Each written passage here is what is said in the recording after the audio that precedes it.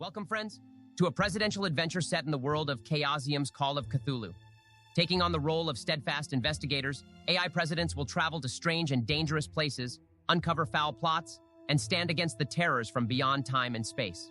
As the keeper of arcane lore and historian of the esoteric archives, I, Ben Shapiro, will serve as the game master and guiding hand in cataloging the explorations of insane cultists, hideous monsters, and unknowable horrors from the void. Man, I'm excited for this. Lovecraft's stories have always had a special place in my heart. I remember when I was a boy, the the Honolulu State Library didn't have a big horror section. But it did have a collection of H.P. Lovecraft's finest works, and I remember several sleepless nights after reading the likes of Shadow over Innsmouth and At the Mountains of Madness. He came up with such unique worlds to explore. Yep, Howard sure could spin a spooky tale or two. A lot better than the boring poetry he used to read us. He must have forgotten his dementia meds again. We all know you're old as dirt, Joe, but there's no way you knew H.P. Lovecraft personally. No, for real. It's a true story, guys. No joke. Joe, that would easily make you over 100 years old. And you wonder why I'm always so sleepy. I'm telling you, me and Howie go way back. He'd come visit his aunt in Scranton in the fall, and he'd go to school with us for a few months. We were the best of buds. We'd play catch all the time. I'd roll up some paper and spit it out through a straw at him, and he'd catch it with his face. Or when we wanted to play pick-up sticks, I'd knock all the pencils off his desk for him to fetch. My favorite game was Scuba Diver, where I'd hold him up by his feet and dunk his head in the toilet. It sounds like you were just bullying him. Good one, Joey. That's a classic. Yeah, we had some crazy times. And then one day, for our recitations, instead of his normal poetry, he brought in something different. He looked me right in the eye with a soul-piercing stare and proceeded to tell the class about a terrible great old one called Dagon. It scared the pants right off of me. Never saw much of him again after that. So Biden is the reason Lovecraft's life went down a path of darkness and terror. Not surprising.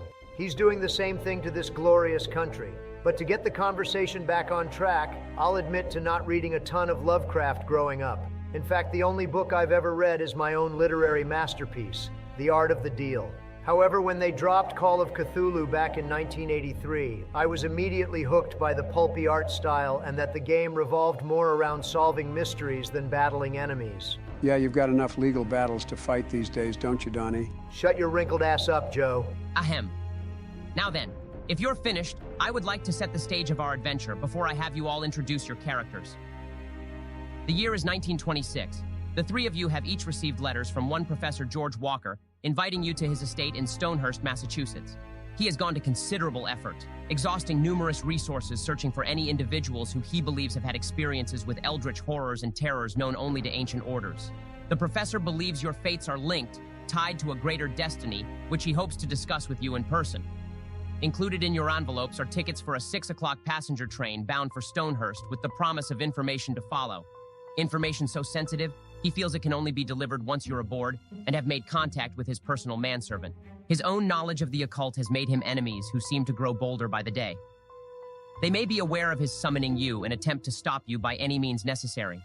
Although suspicious, you all feel compelled to at least hear the man out. Strange occurrences have indeed plagued each of you, so much so that you cannot help but think there may be some truth to Walker's claims and decide to embark on the journey. If I could have each of you describe your characters now. I will be playing as Agent Barack Obama, originally a desk clerk handling prohibition. My work at the Bureau of Investigation mainly dealt with tax fraud and bringing bootleggers to justice through their bookkeepers. And wiretapping presidential campaigns. Something to add, Donald?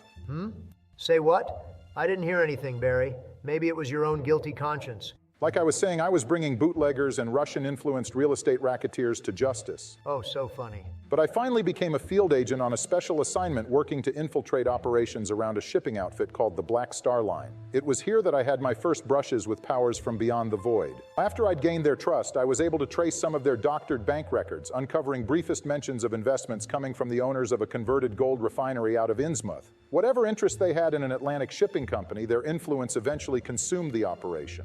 Cargo runs were abandoned in favor of clandestine voyages to uncharted island reefs. for supposed sacrifices of laborers and crewmen in return for power and wealth from heathen gods. J. Edgar Hoover officially dismissed disappearances around the company, chalking them up to inexperience and wild rumors, and the whole affair was wrapped up with charges of mail fraud. Privately, I was among several agents he tasked with rooting out a potentially vast network of religious subversives spreading anarchy throughout the country. However, the deeper my investigations take me into the occult, I become ever more fearful of just what power lies out in the cosmos and its terrible hold on humanity. That's the difference between me and you liberal snowflakes. I'm not afraid of harsh truths the mainstream media won't tell you. I will be playing as real estate tycoon Donald Trump, a millionaire with an interest in the mystic secrets hidden in the dark corners of the earth. I was able to accumulate my wealth early in life. I could too with a small loan of $1 million. Is that how much it cost to forge your birth certificate? Come on, guys, these dementia meds won't last all night. Anyways, with my fortune made, my leisurely pursuits led me to collecting paintings for my properties, eventually stumbling across the few remaining works of one Richard Upton Pickman since his disappearance. I was captivated by the grotesque subjects of his works, convinced that such warped beings were too disturbed to come from the mind of man. I poured my resources into seeking out every occultist, mystic, and alchemist I could find, learning that Pickman was far from the only person to encounter such otherworldly beings. I've become something of a collector of arcane tomes, relics, and artwork throughout the years, amassing more and more but never delving into their forbidden secrets. I still fear their dark mysteries, especially after several researchers I'd hired to analyze such works went completely mad and now call Arkham Asylum their home. Still, I find myself drawn to seek out items and knowledge relating to this growing mythos, regardless of their cost or their dangers. I will be playing as Joe Biden, captain of the Reckless Hunter. A fisherman by trade, I've made my living on the open water, working with a loyal crew. But in the past few months, things have taken a turn, with all matter of strange malarkey about. Entire hauls of cod rotting in their nets before we'd return to shore. Whole schools of unhealthy-looking haddock rising to the surface with too many eyes or weird extra limbs. I couldn't even get freak shows or oddity shops to buy them. As things got more and more desperate, I even offered my boat to transport some academic types from Miskatonic out to a diving expedition miles offshore. Didn't care what they were studying as long as they paid. Then, shortly after they went down, we swore we could all hear chanting. That seemed to rise up from the depths. That's when the airlines on their suits snapped and were pulled violently into the dark water. The police didn't have enough to charge us. Still, my boat was impounded and my crew scattered to the winds. I've never been prone to sea tales, but there's something evil out there. I'm running out of places to turn, and I need answers if I ever want to get my way of life back. If such a thing is even possible. Awesome. Great character introductions all around, guys. Arriving at the station at various times, you all board the Yellow King Flyer, a direct line from New York to Stonehurst. Your seats are all together in a private cabin, and after some brief introductions, your suspicions are confirmed that you are all here to answer Walker's summoning. However, several seats in the cabin remain vacant as the train pulls away from the station. If the professor invited others besides you three, they were either unwilling or unable to come. Shortly after settling in, a steward arrives informing you that the evening meal is being prepared in the dining car. You're all welcome to attend, but you must decide now as seating is limited and you won't be able to eat in the lounge car until the kitchen is freed up after 8 o'clock. What would you like to do? I'm not sure it's wise to leave the cabin. Walker said someone would contact us once we were away and that there might be people on this train that don't want to see it reach Stonehurst. What kind of lawman are you, Barack? You can handle anyone who'd give us trouble here. Besides, I'm starving. I only had a porterhouse with mashed potatoes and gravy, and a side of salmon and a roasted chicken and a dozen hard-boiled eggs for lunch. Sounds like you've eaten enough for the three of us, plus I'm not exactly flush for cash. I'll bet it all went up Hunter's nose. Fine, I can pay for you, Joe. And you too, Barack. Money's no object for me, especially with the professor footing the bill for our travels. Plus, it'll give us a chance to scope out any dangerous types on board, or meet up with Walker's man. Okay, that's not a terrible idea, but we still need to be careful. Excellent. Now come, my sidekicks, for tonight we feast. The three of you make your way to choose your seats in the dining car. You find it crowded with all but a few tables full. What would you like to do? Do any of the passengers seem out of the ordinary? This is a good time for a skill check. When you find yourself challenged at any point, you'll encounter a skill check.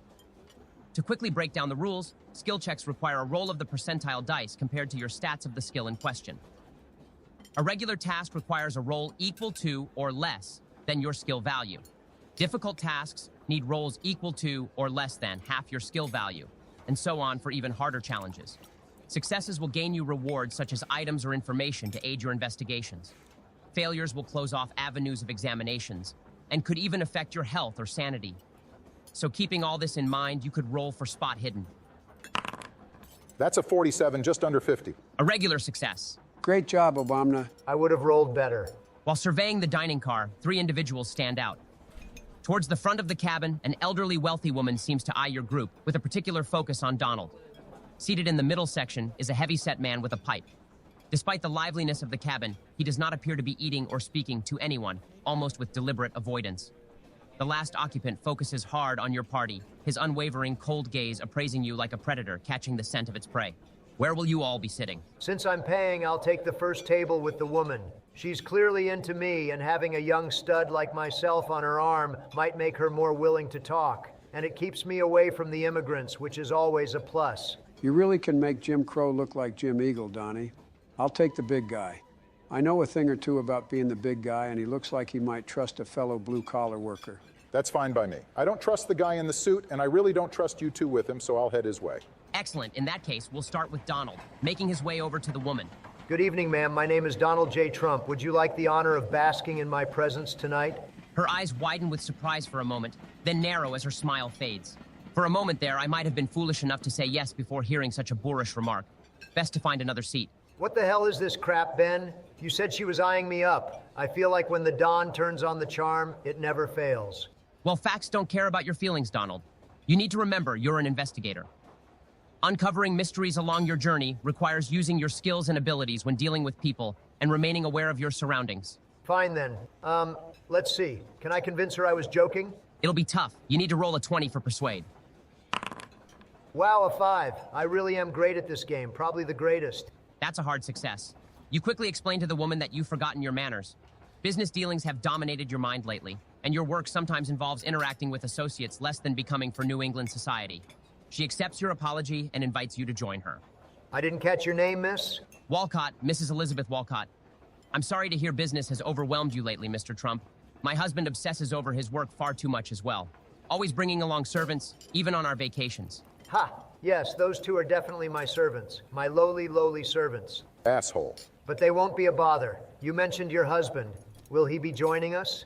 Elizabeth pauses, and quickly stifling tears, she composes herself.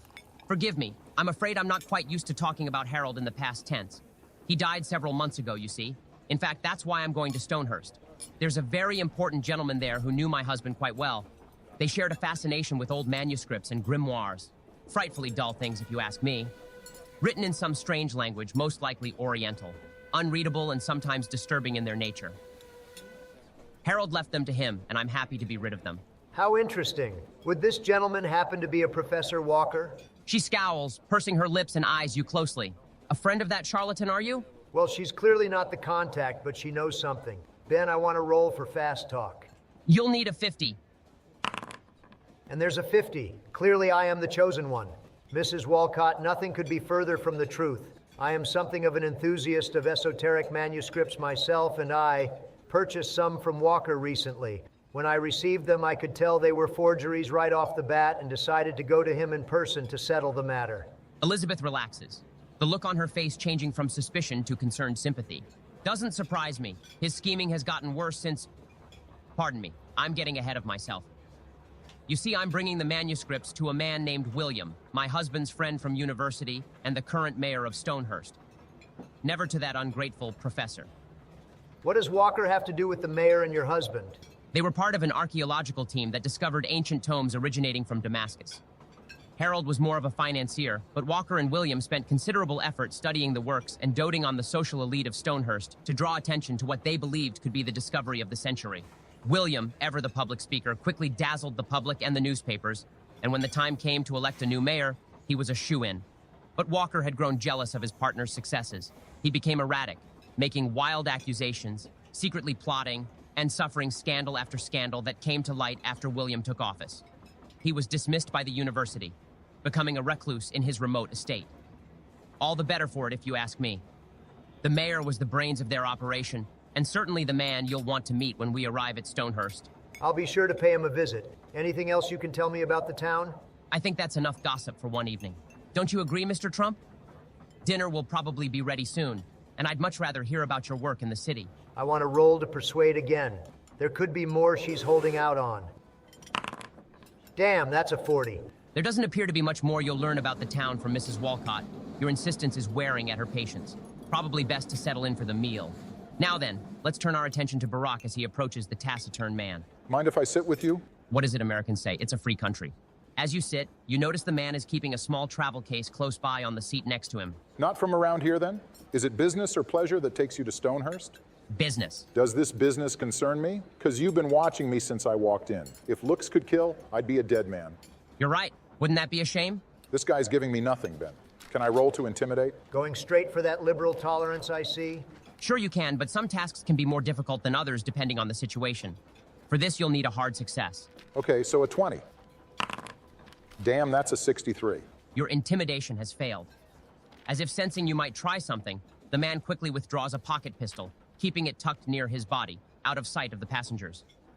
You see the pistol is fitted with some type of silencing muzzle. It may not suppress a gunshot completely, but he could easily kill you and escape before someone noticed. No more questions, only answers. How many of you are there? Relax, I just came in here with 2 friends from my cabin when they called for dinner. Yes, I saw them. What about the others? What others? The man's finger rests against the pistol's trigger. I'm not as stupid as you're acting. You're no acquaintance of the fat carpetbagger. And you don't belong with the fishermen. Then you split from them suddenly and start grilling a man who wants to be left alone. So that leaves 3 options. A reporter, police, or a man tired of living. No journalist would be this clumsy, and you don't seem to have a death wish. I'll say police. Well, if that's true, then you know you're already in trouble. You are in the trouble. He grips the briefcase with his free hand and quickly scans the room while keeping the pistol trained on you. But you could be useful, so I will give you a lucky break. You tell your superiors that the dragon's talon will spill the blood of any of Stonehurst's finest that crosses into our territory again. Well, this was a disaster. I'll wordlessly get up from the table and return through the dining car entrance. But I don't want to go back to our room yet in case Donald or Joe need me. Can I eavesdrop through the entryway? Roll for listen. Finally, some luck. That's a 47 out of 60. You're barely able to decipher Joe and Donald's voices over the din of the dining car. Nevertheless, you could get a good sense if they were in any danger. And with that, we'll see how Joe is faring. About time. I make my way over to the table with the woman. Joe, you're investigating the heavyset man, remember? Oh, but his hair won't smell half as good. Let's just get this over with. You walk up to the seated man who does his best to casually ignore you, glancing out the window and fidgeting with his pipe. Upon seeing you're not going anywhere, and with little free space left in the car, he hesitantly greets you. Evening, sir. Didn't see you there. I'm Desmond O'Connor. Don't suppose you'd like to sit here, would you? Don't mind if I do. O'Connor, huh? Say, you a fellow Irishman. Come out, you black and tans. Come out and fight you know the thing. And, anyways, I'm Joe Biden. Say, I wonder if they have ice cream on the dinner menu. I sure could go for some chocolate chip right about now. The man looks briefly confused, but eventually smirks and chuckles lightly. Well, that's probably the strangest hello I've ever heard. But I won't forget it soon, I'll give you that. Pardon me for saying so, but you seem a bit out of place here. What's a sea dog like yourself doing on a train bound for Stonehurst with fancy pants and the colored fella over there? Did he have to mention my race that way? It's part of the time period, Barack. Attaboy, Ben. Don't cave to the woke mob. In fact, I think a more accurate term for the time would be to call him a... Donald, I swear to God, you keep that word to yourself, or I will use all the pull I have left at the FBI, and they'll do more than just raid your house. On second thought, I think it's fine. Don't you worry, Obama. If this guy gets out of line again, I'll take him down like a Ukrainian prosecutor. I can't tell if he's the professor's man or not. Better play this cool. Joe, you still with me? Oh, yeah, sorry, Desmond. Might just be getting a little tired. My friend, George, has suggested I stretch my legs and take a walk or something. But I guess that's no secret, especially not to you. Nice, Joe. Very subtle. Desmond pauses and stares at you for several seconds. Yes. Walker. I should have realized. Ha! I knew you were the contact.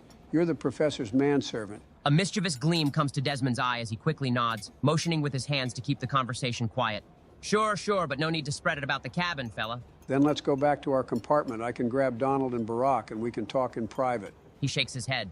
It'll look suspicious leaving in the middle of dinner. Remember what you said? Secret. We'll stay here for the moment. Wait a minute, Ben.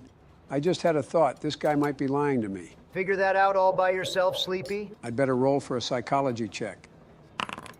Fiddlesticks, that's a 52, and I needed a 50. You're close enough on this skill check that I can let you push the roll and try the dice again. But be warned, A second failure could lead to even worse consequences. Wait a minute, why couldn't I push my roll earlier with Elizabeth? It's up to the Game Master's discretion when rolls can be pushed. If it's a close roll or an investigator's actions can justify it, I'll allow it. That's BS. I rolled to push my earlier persuade. You can't do that. I rolled to push the Game Master. Donald, I swear to... Just breathe, Ben. No need to get upset. Life is good and your wife's a doctor. All right, I'm okay. Now, Joe, what would you like to do? I want to push it. Well, that's just great. 72. You can't detect any hint of deceit. If anything, he seems remarkably trustworthy, like a man you'd follow to the death. Not to worry, Benji. I'm an excellent judge of character. You're right, Desmond. Best not to arouse suspicion. So what information do you have for us? Do you really think we're being watched? Easy there, Joe. There's a ways to go between here and Stonehurst, and you'll get what's coming to you. First, take this lighter and discreetly toss it to the far end of the dining car. Make like you're retracing your steps to find it. When you bend down to pick it up, you'll see a small compartment at the bottom of the storage cabinet on the wall. Take out the small book that's stowed there and bring it back hidden in your coat. Seems kind of complicated. Nevertheless, his voice washes over you, convincing you that you should trust what he says. Roll for sleight of hand. I don't have a ton of points in this skill, so I'll need a 15. 58, I'm not enjoying this. You fumble with the lighter and draw attention trying to obtain the book. The occasional jolting of the train puts you off balance, causing you to brush against several passengers and servers. It's very noticeable that you're trying to hide something, and you've become the topic of murmured discussion as you return to your seat. All right, Ben, it's no secret I've got this thing now. I'm going to take a look inside and see what's so important. As you open the ancient leather cover, foreign markings greet you. Inside, you find several note pages inserted, translating the title, The Revelations of Tanakh, along with most of its passages. Come on, man, this just leaves me more confused. What's going on? Why would the professor want us to have this? Well, Joe, now you leave me no choice. I have no bloody idea who the hell your professor is. I nicked this gibberish from that old dame's room. He motions to Mrs. Walcott, still chatting with Donald. Here I was, hoping I'd score some pearls or the odd ring. Still, there's enough stuffed shirts around Stonehurst who go nuts for this stuff. I know a couple fences that would pay a price for some weird writings. But I got caught up in the dinner crowd and had to stow it quick. So why involve me? I can spot a patsy a mile away, blabbing all about secrets and whatnot. I figured you'd make a good mule for the thing and I could get it later, no strings attached. But you mucked that up and might as well have announced to the whole world you've got it. But there's still a way I can come out ahead. Thief! He announces loudly. I won't let you steal from that poor woman. He reaches out suddenly, seizing your arm in an iron grip. You lying dog-faced pony soldier, I try to wrestle myself away. Roll for strength. I hate this game. You fail to overpower Desmond, and he snatches the book from your hands. Somebody fetch a copper. I caught this dog trying to rob that madam's artifact here. Little Weasel admitted to having his fat pal run a distraction while he made off with the goods. You all saw him? Fake news. Everywhere I turn, another witch hunt. How dare you, both of you, letting me go on about my husband's manuscripts while sending this ruffian to steal your prize. Donald, get this guy off me. You two aren't going anywhere. A train attendant with a nightstick rushes in from the car ahead. You'll be coming with me until our next stop where the police can deal with you. I decide to rush in and brandish my badge for the Bureau, demanding everyone stop where they are. The room quiets down. The chugging of the locomotive is the only sound as all eyes turn toward Barack. Agent Barack Obama, this is a Bureau matter. I've been undercover, trailing these two's antique smuggling operation. I'll be taking them into custody in my cabin until we arrive at Stonehurst. Anyone have a problem with that? Quick thinking, Barack. You'll need to roll for persuade. Come on, Barry needs a new tan suit. That's what I'm talking about, baby. 30 out of 35. It's a success. The train attendant looks expectantly at the badge, happy to leave the matter to higher authorities. Very well, but keep a close eye out. I'd better not see either of them for the rest of the journey. My hero, my savior. Thanks, Barack. For Joey's sake, I mean. I could have gotten out just fine. Yeah, right. Let's just get back to our room. As Barack escorts you from the dining car, Desmond makes a show of returning the tome to Mrs. Walcott, showering her with compliments while subtly hinting he should be rewarded for his efforts. That con artist almost got us locked up. At least you didn't have a gun pulled on you. I did everything right, of course. Even got some dirt on our mysterious professor. Let's wait till we're in a safe place to compare notes. Your group makes its way to your compartment. After locking the door, the three of you share what you've learned so far. This trip is growing more dangerous by the minute. I don't like the sound of this Dragon's Talon gang. Leave it to the illegals to be acting up when there could be cultists trying to kill us. I think the biggest problem might just be our benefactor. If what Mrs. Walcott said is true, this could all be a wild goose chase. And whatever the truth, the involvement of the mayor probably won't work in our favor. And now we've drawn attention to ourselves as artifact thieves. Yeah, what's so great about the revelations of TikTok anyways? Hang on, I can't believe I'm saying this, but Joe has a point. Ben, I've studied these esoteric things before. Do I know anything about these revelations? You roll for an occult check, attempting to draw on your knowledge of the mythos. I am an unstoppable unit. That's a 21 out of 50. A hard success. This work is among many which you've studied. It's an ancient spellbook, reportedly containing incantations of transmutation and banishment. Elizabeth mentioned that the mayor knew all about the manuscripts too. We have to assume he knows what he's getting. And that he probably wants to use it. Listen, you two, I'll agree something sinister is going on, but we need to keep our heads. Raving about spellbooks won't change the fact that we still haven't heard from the professor yet. As if on cue, you hear a knock at the door. You'll get it, Obama. I unlock the door and open it slightly, bracing myself for the worst. Looking out the cabin, you don't see who might have knocked. Any passengers in the next cabin are chatting or sleeping. Glancing down, you see a small chest with an intricate lock lying at the foot of the doorway. I don't think it'd be too risky to move it. I retrieve the chest and place it in the middle of the room to examine, locking the door behind me once more. Closer inspection of the chest reveals a complex rotary lock, sealing the contents within. It seems that pressing the strangely marked keys releases the central dial to rotate until reaching a stop. A spring resets the dial while an internal cogwork mechanism turns depending on the selected key. 2 main latches need to be released before the chest will open. You also find a slip of parchment taped to the bottom of the chest. What does the parchment say? The note has but a few words. Providence upon the cracking stone. Pierce not the veil, in depths will drown. Past tempest tides, dark waters thrown. Seek the head that wears the crown. Is it from the professor? It's gotta be. But wasn't someone supposed to meet us? Look around, Barack. We're the only ones here. He must have told his manservant to leave it for us. We have to get this thing open. It's high time we get some answers, not more secrets locked up behind riddles. Just need to figure out what it means. I'm not sure about the second part, but I have an idea for the first. There's rumors around the Bureau that J. Edgar's a Freemason and used powerful connections in Washington to gain influence. Evoking imagery of the Eye of Providence and stonecutters can't be a coincidence. And then there's the cracks in the stone, failing to pierce the veil, drowning in depths. It all points to his frustrations at trying to root out cultist networks. That's great and all Obunga, but even if that is the answer, we can't read the keys to try a combination. What about all your arcane lore, Donald? Could you try to decipher the keys? Shut up, Joe. I'm trying to think. I've got it. I know a bunch of arcane lore. Can I try to decipher the keys, Ben? You can roll for an occult check. You'll need less than or equal to 50. 45, what a great number. Everyone always says 45 was the best. You successfully recall the translations for these symbols and how to order them to form different words. Good stuff, Donald. Let's try entering Hoover. Donald presses and dials the key sequence for the name, feeling the vibrations of the mechanism inside. Suddenly, the first main latch releases and the chest rattles internally as a secondary mechanism moves into place. Now what about the second half? Honestly, I have no idea. Something about royalty? Come on, Barack, this one's easy. Oh, this should be good. Probably something about ice cream, or all the Somali cab drivers in Delaware. 2 things I hold near and dear to my heart. But no, Donald, it's Cepheus, a constellation of stars meaning the king. This old sailor still has a thing to teach you landlubbers, all right? You see, after a bad storm or tempest, you can be more turned around than Kamala trying to visit the southern border. When that happens, you can always count on the stars to guide you. Of course, you've got your North Star and Big Dipper, but there's plenty others if you have the eyes to see them. And a crown would certainly be fit for a king, or in this case, Cepheus. What have we got to lose? I'll try it. Donald enters the name and once again detects the shifting of gears inside. The second latch releases, and the lid to the chest slowly begins to rise. Inside, you see an ornate phonograph with a wax cylinder loaded and ready to be played. Way to pull through, Joe. I always knew you could get the job done. Does this mean you'll finally campaign for me? Not a chance. Anyways, I start to crank the handle on the player. The cylinder begins to rotate on its spinner, bringing a voice to life. I must begin with my congratulations and apologies to each of you. Hiding behind puzzles and machines is not how I'd hoped to speak to you, but circumstances have changed. It is no small thing you have accomplished here. The actions and words themselves were slight, but the knowledge behind them has dangerous power.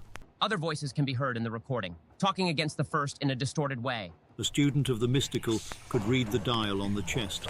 A confidant of the Bureau would know the minds of its leaders. And a time-weathered man who knows the seas can have all sort of hidden talents.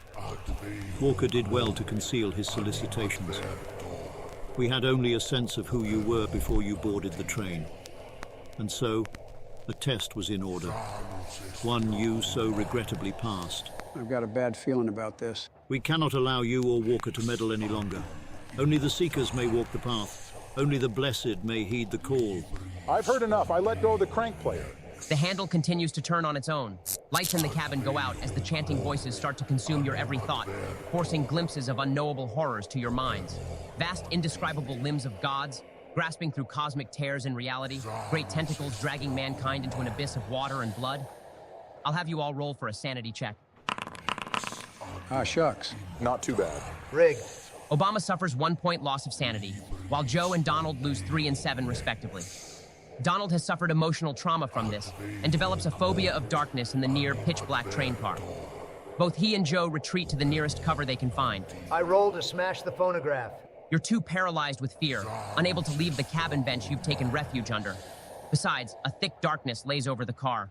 Even the moonlight cannot penetrate the windows as the chanting reaches a fever pitch. I should still have the lighter that Desmond gave me. Can I use it to try and look around? You remove the lighter from your pocket. With a sharp flick, the dim flame provides a small amount of illumination in the room. Enough to get your bearings. I run over to the phonograph, rip the wax cylinder out, and smash it on the cabin floor. The overhead lights return as the chanting's maddening chorus is brought to an abrupt end. An eerie dread befalls the 3 of you in the still of the room. Suddenly, a series of piercing howls emerge from the surrounding woods. What was that? Barack, I told you not to open that chest. Oh, I'm sorry, Donald. Who was the one doing something about it while your fat ass hid under a bench? And what was that chanting anyways? Some kind of hypnotism? Hypnosis Obama. I didn't imagine those lights going out or those shrieks in the forest. The professor warned us that he had enemies, and now they're after us. Ben, I want to look out the cabin window, see if I can spot what made those noises. That incantation did more than almost drive us crazy. More howls sound in the night, and you can just make out a horde of monstrous winged abominations hurtling out of the darkness. Brace yourselves. A tremendous force slams violently against the side of the train, lifting the car off the iron rails and hurling it into the forest. The cracking of splintering wood and the screeching of twisting iron rails fill your ears as the overturned cabin tears through the underbrush and collides against a large oak. Donald's warning gave you enough time to steel yourselves against a life-threatening impact, but you must all roll a 1d6 Constitution check to determine the severity of your wounds. I'm rolling first. I just saved everyone after all. That's a 3. Donald loses 3 hit points, suffering some moderate bruising from the jolting impact, but nothing that won't heal. Me next. Bingo, bango, bongo, that's a 1. Joe encounters minimal damage, with just a few cuts from broken window glass. Your turn, Obama. A lousy 6. You suffer a loss of 6 hit points. Having taken the worst of the impact, you now have several cracked ribs and a serious leg injury, severely impeding your ability to walk until healed by a physician. This major wound has depleted half your health, and you'll need to pass a Constitution check or you'll pass out. Just what I need, 2 sleepy partners. Shut up, Trump. Just let me roll. Thank goodness. A 65 out of 70. Coming out of your daze, you become increasingly aware of your pain and the dire situation you 3 find yourselves in. Exposed tears in the ruined train car show a scene of devastation unfolding. The demon-like creatures have completely derailed the Yellow King flyer. Winged horrors claw at escaping passengers while earthbound monsters reach with tentacled limbs to drag others into mouths of impossibly sharp teeth. Few have survived the attacks to escape to the tree line near you, and the eldritch creatures will soon look for further prey. What are you going to do? I'll tell you what we do. We grab Barack and get the hell out of Dodge. I say we take our chances in the woods. Maybe if we were built like Michelle, we could do that. As it is, we'd struggle to carry him 10 yards before they'd be on us. Trump's right. Just leave me and save yourselves. As much as I love that idea, that's not what I meant. What else can we do? We have no weapons, and just looking at these things makes me uneasy.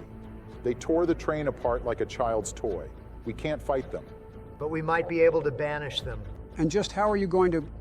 Mrs. Walcott's spellbook. You're the one who saw it, Joe. You said it was translated, right? I couldn't have read it if it wasn't. You can barely read teleprompters these days. You have to be sure. I swear by the hair on my legs that it was. I saw Desmond give it back to Elizabeth, so it's probably in her room if it wasn't destroyed in the crash.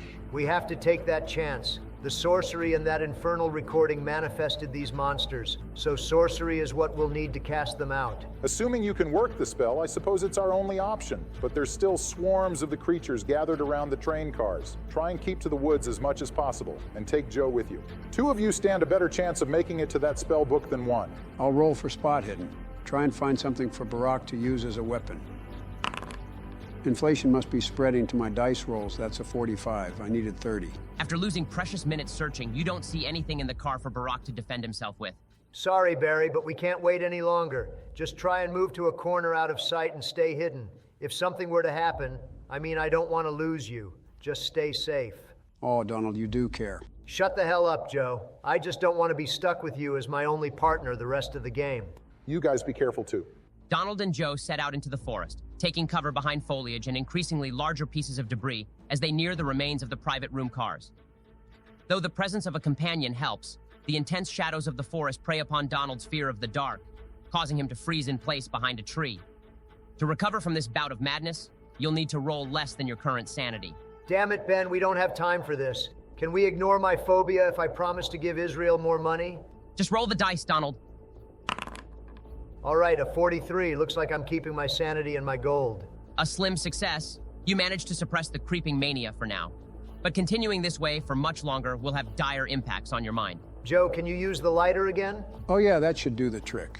Rolling your thumb over the spark wheel, the small flame emitted alleviates Donald's anxiety. And just like with the pandemic, old Scranton Joe has to lead the way when Donald can't take care of business. Ben, I've changed my mind. Just shut it off and let the eldritch terrors take me now. Put that light out! You hear a voice call out. You'll get us all killed. Following the sound, you spot a young woman hiding behind a nearby tree. What do you mean? For the love of God, just do it. No way. Donald, if she got away from those monsters, she must have a good reason. Fine, but only for a minute. You don't understand. Those things, I think they're drawn to the light. When our car was derailed, I must have been knocked unconscious for a minute. When I came to, the candle in my room had burned out and I heard this unholy gurgling from outside. It looked right at me through the window, but in the darkness, it's like it couldn't see me. Not that I'll ever forget seeing it. Then a fire started up in the car ahead and it took off like it was possessed. I managed to make it into the woods before any others saw me, but we have to keep moving. They may not see well, but they hear just fine. It's only a matter of time before the woman's voice is caught in her throat as one of the abominations emerges from the foliage behind her. You can hear the sound of crunching bones from within its distended stomach as it snares her leg in a tentacled grip. We've got to save her. Ben, can I flick the lighter on and off, try to get the thing's attention? I'll have you roll for a sleight of hand check again. You don't know if these creatures really are drawn to light, so for this to work, you'll need an 8 or less for a hard success. Time to finish the job. She's doomed. Hablamos. Incredible. That's a 7. Your hunch about the woman's intuition was correct. The monster, distracted by a few brief flashes in the dark, tosses the woman aside, anxiously searching for the source of the illumination. Finally, it charges in the direction of the last flare of light. I roll to dodge. Well, I'm done for. That's a 68. Can I roll for a last-minute dexterity check to tackle Joe out of harm's way? I'll allow it, but that'll also require a hard success, and failure will put you in the creature's path as well. The things I do for you, Joey. All right, I'll chance it. Let's see a 25. 27. Lies, I want to recount. You can spend 2 of your luck points to make it a success. Hell yes, I'll do that. Why am I just now hearing about this for the first time? Again, Donald, as the keeper of arcane lore. Keep this ass, Ben. Just give me my success. As you wish. Donald leaps towards Joey, pushing him to the ground, narrowly avoiding the beast as it charges past. Unfortunately, Donald's enormous girth does not clear the monster's attack, and razor-sharp teeth cut into his arm. No, Ben, I was just kidding. You're a great keeper. Nobody keeps like you, believe me. And I've seen some big league keeping. Just roll for damage. Donald loses 2 hit points, encountering minor damages from the bite. You both remain still as the creature circles about in a nearby clearing, resuming its hunt for the flame. We can't keep this up forever. You have to make it to that train car with the book before we lose our minds or our heads. I'll try to keep this thing busy here. Okay, but keep on the move, and hit the ground when you need to. Just pretend these woods are a flight of stairs to Air Force One. And you pretend that train is full of McDonald's. You'll get there in no time. And with that, Donald continues through the darkness, nearing the edge of the tree line, as Joe readies himself for another attack. We'll turn our attention to Barack, taking refuge in the overturned cabin when several gunshots fire off in the night, followed by human screams. I want to drag myself over to an opening and see what's going on out there. With some effort, you crawl up the tilted cabin floor towards the elevated end of the car, the wood below creaking slightly as you reach a vantage point overlooking a dry riverbed. You see the Dragon's Talon gangster with his pistol gripped in one hand and the travel case in the other. At his feet lies a wounded man, whimpering and pleading for his life. What the hell are you? Please, you're confused. I'm not one of them. Just human flesh and bone, same as you.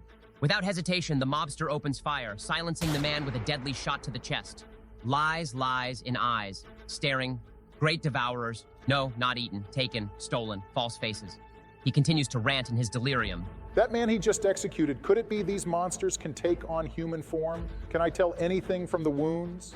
Roll for first aid. Crap, that's a 53. You needed a 40 and cannot see anything unusual about the dead man. You stare in horror at the bloody remains. I'm pretty sure he was human. This guy's lost his mind. The floor of the train cabin creaks again, breaking the gangster from his stupor. He glares directly at the train car wreckage and approaches cautiously. I lay flat against the cabin floor. Can I roll to try to hide myself? We'll say you're able to conceal yourself enough in the shadows of the car without having to roll. He can't see that you're watching, and you can still follow his movements within a few feet of the wreckage. You see the manic look in his eyes, constantly shifting his aim between the holes torn in the side of the cabin, prepared for anything to spring from the darkness within. Ben, I know I'm in no shape to fight, but can I get the drop on him?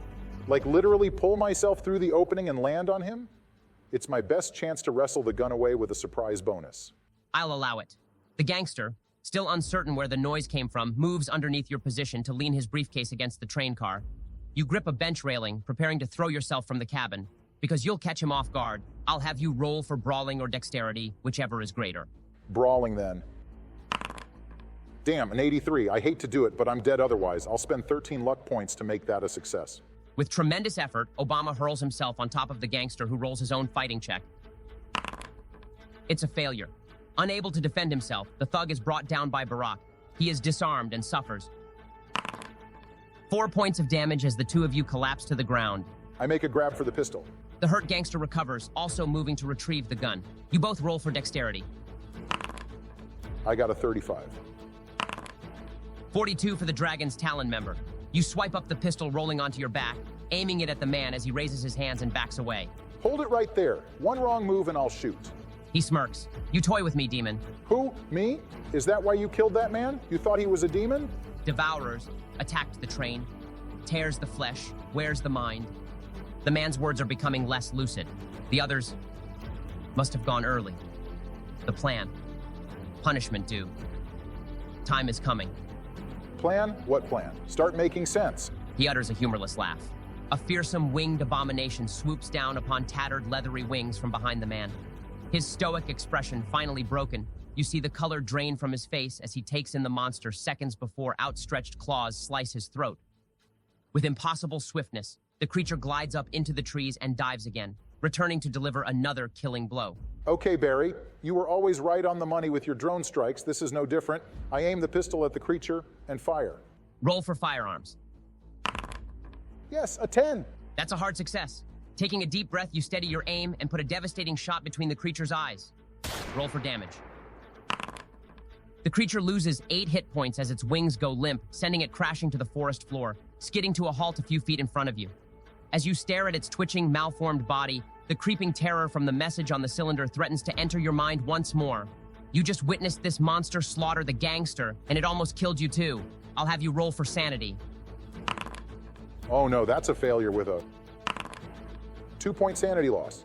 In a moment of temporary madness, you unintentionally fire the pistol again, hearing the telltale click of an empty magazine.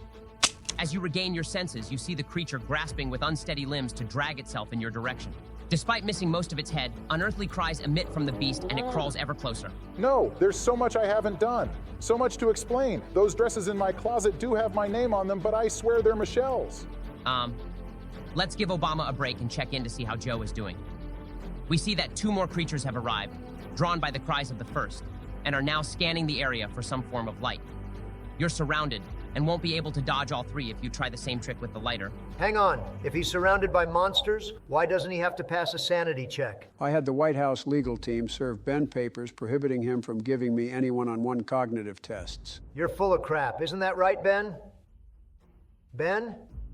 Let's just say, in the low lighting, the full horror of the monsters doesn't manifest as much to Joe. I don't believe this. I'm still in a pickle with these monsters, though. Wait, I've got an idea. Can I look around for some dry brush? Something that might catch fire if I throw the lighter? There's enough dry leaves and dead branches around that I won't even have you roll. You could definitely start a fire in some nearby shrubbery if you can toss the lighter far enough, and if you have some luck. Start by rolling for throw. 30, so far so good. Now for the luck. 98, a critical failure. You ignite the lighter quickly and throw it past the nearest monster into a large collection of dead leaves that ignite immediately.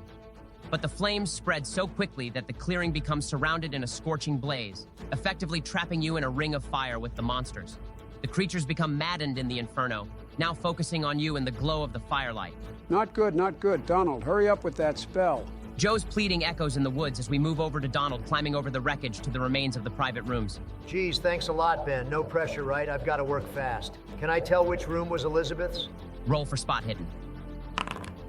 22, I want to use 2 luck points to make it a hard success, a tremendous success. The Trump Tower of Successes. Glancing down the train car corridor, you see a door slightly ajar with a woman's shoe still laying out in the aisle. Entering the room, you see Mrs. Walcott lying limp with books and papers strewn about. She must have only just made it back to her room when the chaos erupted, losing her footing in the collision, breaking her neck against the desk. Yeah, pour one out for Elizabeth. Now the Revelations of Tanakh must be one of the books lying near her. Among the variety of tomes she was transporting, a familiar ancient cover stands out. You take the Revelations over to Moonlight coming from the window and frantically search through page after page. After several minutes, you find the Voidwalker Severance, a glyph that when drawn in the air will split the beast's link to our existence. It will cost 8 magic points to affect all the creatures nearby. Did you get a New York City judge to set that amount, Ben? That's almost all my magic points. It's either that or your friends don't make it. Let me think about it. Donald. Just kidding. Geez, I forgot comedy is dead in 2024. I use my magic points, motioning the glyph that will produce the Voidwalker Severance. Cracks of thunder erupt in the skies as ghostly rain begins to fall, causing the monstrosities in the forest to dissipate as they're torn from reality. The winged abomination in front of Barack liquefies just before a clawed hand reaches him, while the creatures around Joe melt into the mud as the rainfall extinguishes the brush fire. I leave the private car with the spell book and grab Joey in the forest so we can make our way back to Barack, where I expect to be showered with unending praises, lauded as the hero I am. You did good, Trumpy Dumpy. Thanks, Donald. Truth be told, I don't know how we made it. Cultist recordings summoning eldritch horrors. Real monsters manifesting to destroy the train. So many people dead or injured. How can we hope to stand against such power? There's only one man who can answer that. We have to get to Stonehurst. You suddenly hear the rumble of a car pulling up through a forest path. You squint through the piercing brightness of the headlights as it comes to a stop and a police officer exits. Staring in disbelief at the ruin before him, he eyes the 3 of you and the dead gangster with his throat slashed open. He unholsters his revolver. Hands where I can see him. Stay right where you are. It's okay, Officer Agent Barack Obama. These 2 are with me. I said stay. You don't think we killed him, do you? Well, Barack might have killed him. I wasn't here. I was busy fighting 3 monsters. But he probably had a good reason to kill him. Stop helping Joe! I don't know what to think. I've got men all over these hills finding piles of corpses. You 3 are the only ones we found alive what ain't raving like lunatics. And I'm not taking any chances. Another policeman walks up behind your group. The giant of a man scowls at the 3 of you, slowly tapping a baton against his palm. Give him sweet dreams, John. Without uttering a word, the large officer is upon you, swinging the baton at your heads with all his might. His surprise attack awards him a point modifier, meaning you'll each have to beat 12 to avoid being knocked out. That's a 47, 85, and 53. With a swift crack against his skull, Joe is knocked unconscious. Not cool, man. Only I get to decide when I sleep. His follow-up strike is lightning fast, catching Donald upside the head, knocking him out cold. Hey, I'm all for police brutality, but not against me. His last blow lands hard on Barack, giving him only a few seconds to catch the officer's last orders. Now load him up in the wagon, John. These are special cases. We're taking them to the doctor. Finally, the light fades as you all lose consciousness. And with that, we'll end this session. You're leaving us in a rough way, Ben. That's some cliffhanger. Yeah, who's this doctor? You'll find out next time we play. Tell me now. I'll write down some notes for the future. There's enough going on with the professor, the cultists, the gangs, and the mayor. I need something to keep it all straight. That's a good idea. We'll also be doing skill upgrades and an overview of items you've picked up so far before the next playthrough. And when will that be? How about November 6th? We can make it a Trump re-election party. It'll be before that. We might even start up a campaign in another system before we play this one out. But we'll definitely finish this story. Just let us know in the comments what you'd like to see us play. If you enjoyed the video, please leave a like. And subscribe to the channel. Be sure to stay tuned for more presidential dice rolls where we make adventures great again.